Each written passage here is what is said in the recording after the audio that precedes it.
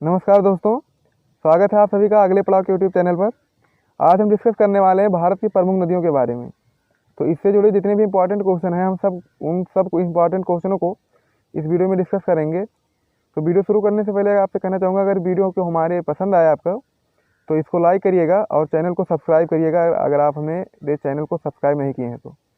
और एक बात और, भारत की प्रमुख झीलों के बारे में हमने पहले से वीडियो डाल रखी है, तो अगर आप उस वीडियो को नहीं देखा है तो आई बटन पर क्लिक करके उस वीडियो को देख सकते हैं। तो चलिए शुरू करते हैं अपना वीडियो। तो आज का पहला क्वेश्चन है, हिमालय पार की नदियां हैं। हिमालय पार की नदियां हैं ब्रह्मपुत्र, सिंधु और सतलज। ब्रह्मपुत्र, सिंधु और सतलज ये हिमालय पार की नदियां हैं। इन्हें हिमालय पार की नदियां कहलाती हैं।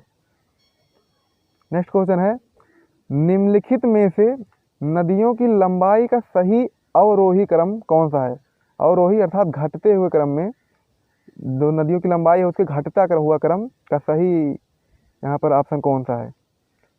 तो इसका सही उत्तर हो जाएगा ब्रह्मपुत्र, गंगा, गोदावरी और नर्मदा। ब्रह्मपुत्र, गंगा, गोदावरी और नर्मदा। इसमें सबसे बड़ी ब्रह्मपुत्र, फिर गंगा, फिर गोदावरी, फिर नर्मदा है। तो चलिए अगला क्वेश्चन देखते हैं अपना। अगला क्वेश्चन है, भारत की बृहत्तम नदी कौन सी है। अर्थात भारत की सबसे बड़ी नदी कौन सी है।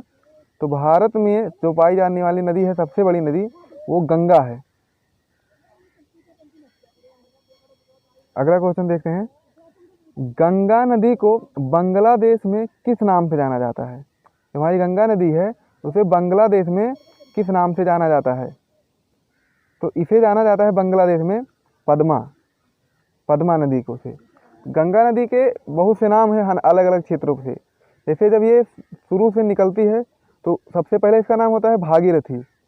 फिर ये जब अलकनंदा नदी से मिलती है तो इसका नाम बन जाता है गंगा नदी। गंगा नदी जब बंगाल में पहुँचती है, बांग्लादेश में इंटर करने से पहले ये दो भागों में विभाजित हो जाती है।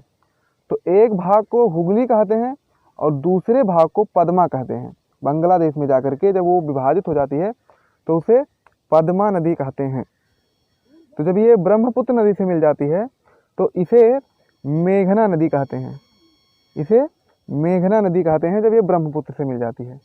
तो चलिए अपना अगला क्वेश्चन देखते हैं, गंगा एवं ब्रह्मपुत्र की संयुक्त जलधारा किस नाम से जानी जाती है। इसे हमने अभी डिस्कस किया है। गंगा और ब्रह्मपुत्र की संयुक्त जलधारा मेघना नदी के नाम से जानी जाती है।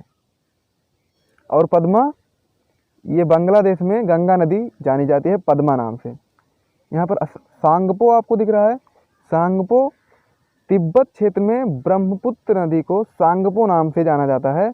और जमुना नदी, ये बांग्लादेश में ब्रह्मपुत्र नदी को जाना जाता है किस नाम से, जमुना नदी।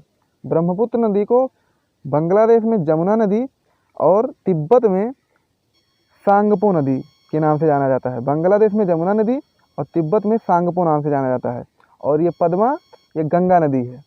तो इन सब चीज़ों को आप लोग ध्यान में रखिए कि कौन सी नदी किस क्षेत्र में क्या जानी जाती है। तो चलिए अगला क्वेश्चन अपना देखते हैं, भारत की सबसे अधिक नौगम्य दो नदियां हैं। सबसे अधिक नौगम्य, तो सबसे अधिक नौगम्य नदियां हैं गंगा और ब्रह्मपुत्र। तो अगला क्वेश्चन अपना देखते हैं, निम्नलिखित नदियों में से भारत में किस पर सबसे लंबा सड़क सेतु है। निम्नलिखित में से किस नदी पर सबसे लंबा सड़क सेतु है। तो इसका सही उत्तर है गंगा नदी पर सबसे लंबा सड़क सेतु है। अगला क्वेश्चन है, सुंदरवन का डेल्टा कौन सी नदी बनाती है। सुंदरवन का डेल्टा कौन सी नदी बनाती है। तो वो गंगा और ब्रह्मपुत्र के बीच का जो डेल्टा बनता है उसे हम सुंदरवन का डेल्टा कहते हैं। जब गंगा नदी दो विभागों में बंगाल में विभाजित हो जाती है तो वो उसके बाद ब्रह्मपुत्र नदी से मिलती है तो वहाँ पर एक डेल्टा बनता है, उसे सुंदरवन का डेल्टा कहते हैं। ये सबसे बड़ा डेल्टा है सुंदरवन का डेल्टा। तो चलिए अगला क्वेश्चन देखते हैं, गंगा और ब्रह्मपुत्र नदियों का उद्गम स्थान क्रमशः स्थित है। गंगा और ब्रह्मपुत्र नदियों का उद्गम स्थान। तो गंगा का उद्गम स्थान है उत्तराखंड और ब्रह्मपुत्र नदी तिब्बत के मानसरोवर से निकलती है। तो इसका सही उत्तर हो जाएगा डी, उत्तराखंड तथा तिब्बत। अगला क्वेश्चन देखते हैं, निम्नलिखित में से कौन सी नदी का उद्गम भारत में नहीं है? इनमें से कौन सी नदी भारत में उद्गमित नहीं होती है? तो इसका सही उत्तर है ब्रह्मपुत्र नदी। ब्रह्मपुत्र नदी तिब्बत में उद्गम होती है, इसका उद्गम तिब्बत में होता है मानसरोवर में। चलिए अगला क्वेश्चन अपने डिस्कस करते हैं। तिब्बत में बहने वाली नदी सांगपो निम्नलिखित में से किससे होकर भारत में प्रवेश करती है? ये सांगपो नदी अर्थात जो ब्रह्मपुत्र, जिसे हम भारत में ब्रह्मपुत्र नाम से जानते हैं, तिब्बत में उसे सांगपो नाम से जाना जाता है। तो जब ये भारत में प्रवेश करती है तो कहाँ से प्रवेश करती है, किस राज्य में प्रवेश करती है? सबसे पहले तो ये अरुणाचल प्रदेश में सबसे पहले प्रवेश करती है। ये तिब्बत से अरुणाचल प्रदेश में प्रवेश करती है भारत में जब प्रवेश करती है। तो इसका सही उत्तर हो जाएगा ऑप्शन नंबर सी। अगला क्वेश्चन है, सिंधु नदी की लंबाई उतनी है जितनी कि ब्रह्मपुत्र की। यह लंबाई कितनी है? आपको बताना है सिंधु नदी और ब्रह्मपुत्र की नदी की लंबाई कितनी है। तो इसका सही उत्तर हो जाएगा 2900 किलोमीटर। 2900 किलोमीटर इनकी लंबाई है, दोनों नदियों की लगभग समान है सबकी नदियाँ। अगला क्वेश्चन है, तिब्बत में मानसरोवर झील के पास किस नदी का उद्गम स्रोत है? मानसरोवर झील के पास किस नदी का उद्गम स्रोत है? इनमें से सभी ब्रह्मपुत्र, सिंधु और सतलज, ये तीनों नदियाँ मानसरोवर से ही निकलती हैं, तिब्बत के मानसरोवर से। ब्रह्मपुत्र भी, सिंधु भी, सतलज भी, याद रखिएगा इस चीज़ को। अगला क्वेश्चन है, विश्व का सबसे बड़ा नदी द्वीप माजुली का निर्माण करने वाली नदी कौन सी है इसमें से? तो माजुली द्वीप विश्व का सबसे बड़ा नदी द्वीप है। तो इसका निर्माण कौन सी नदी करती है? तो इसका सही उत्तर हो जाएगा ब्रह्मपुत्र नदी। ब्रह्मपुत्र नदी माजुली द्वीप का निर्माण करती है। अगला क्वेश्चन हम देखते हैं। अगला क्वेश्चन है, निम्नलिखित में से कौन सी नदी दक्षिण से उत्तर की ओर प्रवाहित होती है? दक्षिण से उत्तर की ओर कौन सी नदी प्रवाहित होती है? तो इसका सही उत्तर हो जाएगा बेतवा नदी। तो बेतवा नदी है, ये दक्षिण दिशा से उत्तर दिशा की ओर प्रवाहित होने वाली एक नदी है, ये इसलिए इम्पोर्टेंट हो जाती है। अगला क्वेश्चन है, निम्नलिखित में से किस नदी को बिहार का शोक कहा जाता है? बिहार का शोक किस नदी को कहा जाता है? कोसी नदी को।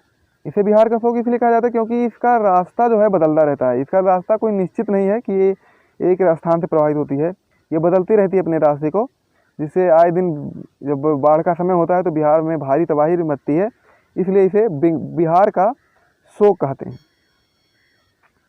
अगला क्वेश्चन है, निम्नलिखित में कौन सी नदी हिमालय से परे की नदी है?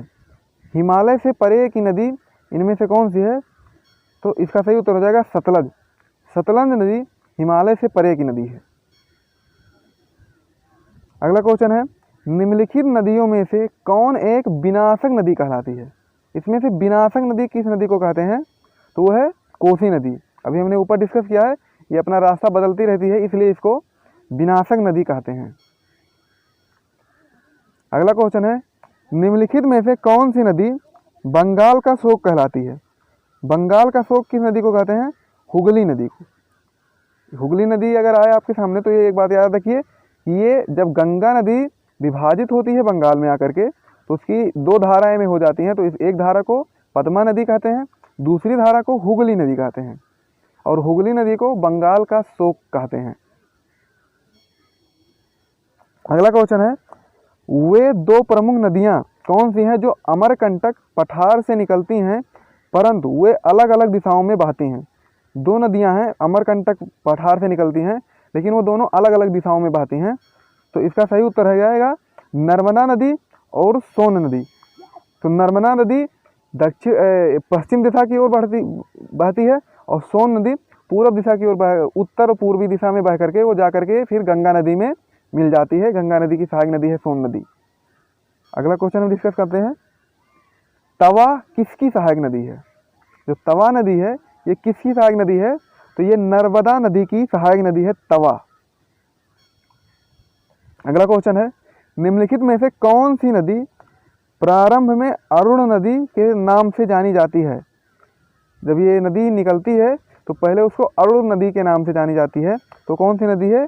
कोसी नदी को हम उसको अरुण नदी के नाम से जानते हैं। तो वहाँ जहाँ से ये निकलती है उसे अरुण नदी से नाम से जानते हैं। जैसे गंगा नदी जब निकलती है तो उसे पहले भागीरथी नाम से जानते हैं, और जब उसमें अलकनंदा नदी का संगम होता है तो वो गंगा नदी कहलाती है। और एक इम्पॉर्टेंट फैक्ट कि अलकनंदा और भागीरथी का जहाँ संगम होता है उस स्थान को देव प्रयाग कहते हैं। तो ये बात ध्यान रखिएगा, अलकनंदा और भागीरथी नदी के संगम को देव प्रयाग कहते हैं। अगला क्वेश्चन है, निम्नलिखित में से किस नदी को उड़ीसा का शोक कहते हैं? तो इसमें से किस नदी को? महानदी को उड़ीसा का शोक कहते हैं। अगला क्वेश्चन है, इंदौर के समीप स्थित जनापाव पहाड़ी स्रोत है। इंदौर के समीप जनापाव पहाड़ी स्रोत है, किस नदी का स्रोत है? जनापाव पहाड़ी से कौन सी नदी निकलती है? तो जनापाव पहाड़ी से चंबल नदी का उद्गम होता है। तो इसका सही उत्तर हो जाएगा ऑप्शन नंबर ए, चंबल नदी। अगला क्वेश्चन है, भारत की लवण नदी के नाम से जानी जाती है। कौन सी नदी लवण नदी के नाम से जानी जाती है? तो इसका सही उत्तर है लूनी नदी। लूनी नदी को लवण नदी के नाम से जानते हैं हम सब। अगला क्वेश्चन है, कौन सी नदी भेड़ा घाट के समीप कपिल धारा जलप्रपात का निर्माण करती है? भेड़ा घाट के समीप कपिल धारा जलप्रपात का निर्माण कौन सी नदी करती है? तो ये नर्मदा नदी कपिल धारा का जलप्रपात का निर्माण करती है, जो कहाँ है? भेड़ा घाट के पास है। अगला क्वेश्चन है, निम्नलिखित में से कौन सी नदी ज्वारनद मुख का निर्माण करती है? ज्वारनद मुख नदियाँ दो चीज़ों का निर्माण करती हैं, या तो वो डेल्टा बनाती हैं और या फिर वो ज्वारनद मुख का निर्माण करती हैं। तो इनमें से कौन सी नदी ज्वारनद मुख का निर्माण करती है? तो वो है नर्मदा नदी। महानदी और राप्ती ये दोनों डेल्टा का निर्माण करती हैं। अधिकांशतः जो पूरब दिशा में जाती हैं नदियाँ वो डेल्टा का निर्माण करती हैं, और जो पश्चिम दिशा की तरफ जाती हैं वो ज्वारनद मुख का निर्माण करती हैं। अगला क्वेश्चन है, प्रायद्वीपीय भारत में की निम्न नदियों में से कौन शेष 3 से विशिष्ट रूप से भिन्न है? ये चारों नदियाँ प्रायद्वीपीय भारत की हैं, तो इनमें से कौन सी नदी शेष 3 नदियों से विशिष्ट है? तो वो है नर्मदा नदी। नर्मदा नदी इन तीनों नदियों से अलग है। अगला क्वेश्चन है, निम्नलिखित में से कौन सी नदी एस्चुरी नहीं बनाती है? इनमें से कौन सी नदी एस्चुरी नहीं बनाती है? तो है महानदी। हमने अभी डिस्कस किया कि पूरब दिशा की ओर जो नदियाँ जाती हैं वो एस्चुरी बनाती हैं, वो एस्चुरी नहीं बनाती हैं, वो डेल्टा बनाती हैं। और जो पश्चिम दिशा की तरफ जाती हैं नदियाँ वो एस्चुरी बनाती हैं। तो महानदी ये पूरब दिशा की नदी है, तो इसलिए ये डेल्टा का निर्माण करती है, ये एस्चुरी नहीं बनाती। अगला क्वेश्चन है, भारत की नदियों में से कौन सी डेल्टा नहीं बनाती है? निम्नलिखित में से जो नदियां हैं कौन सी डेल्टा नहीं बनाती है? तो ये हो जाएगी ताप्ती नदी। ताप्ती नदी डेल्टा नहीं बनाती, ये एस्चुरी बनाती है। गोदावरी और महानदी ये पूर्व दिशा की नदियां हैं, इसलिए ये डेल्टा बनाती हैं। ताप्ती नदी पश्चिम दिशा की नदी है, इसलिए ये एस्चुरी का निर्माण करती है। तो दोस्तों आज का सेशन यहीं पर समाप्त होता है। आपके लिए एक सवाल है कि क्षिप्रा नदी निम्नलिखित में से किसकी सहायक नदी है? आपके ऑप्शन है गंगा नदी, ऑप्शन बी चंबल नदी, ऑप्शन सी यमुना नदी और ऑप्शन डी बेतवा नदी।